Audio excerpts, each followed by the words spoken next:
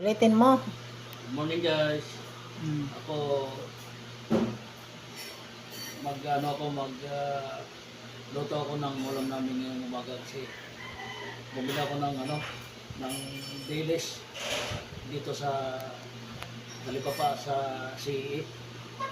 Naumay na ako sa karne at saka manok. Gusto ko naman maiba, paksiw na lang kasi mas feeling ko mas masarap na yung magpaksiw ng dilis. Kaya ako magpapaksiw ngayon. Ito yung ulam namin ngayong umaga, guys. Kasi sawa na ako sa karne. Karne sa trabaho, karne dito sa bahay. Iba naman.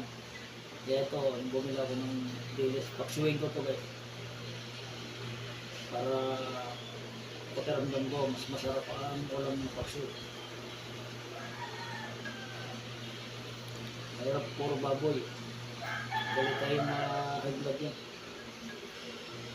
So guys, ipapaksiw ko ito ngayon. Ako magluluto para maramdaman ko ang mga lasa ng luto. Matikman ko.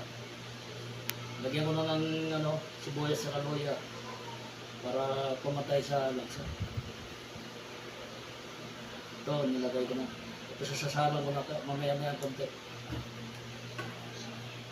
Nalagyan ko na bitsin para diretso na. Pagkakulo, tikman natin kung malasa na. Simple lang guys yung pagluto ko. Saka konting asin. Lagyan muna natin ang asin na tama lang kasi baka mamaya sobrang alat.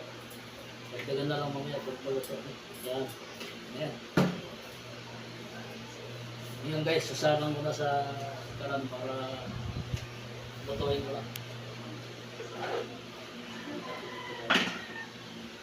Dali lang maluto ito, 10 lang. Dito lang guys.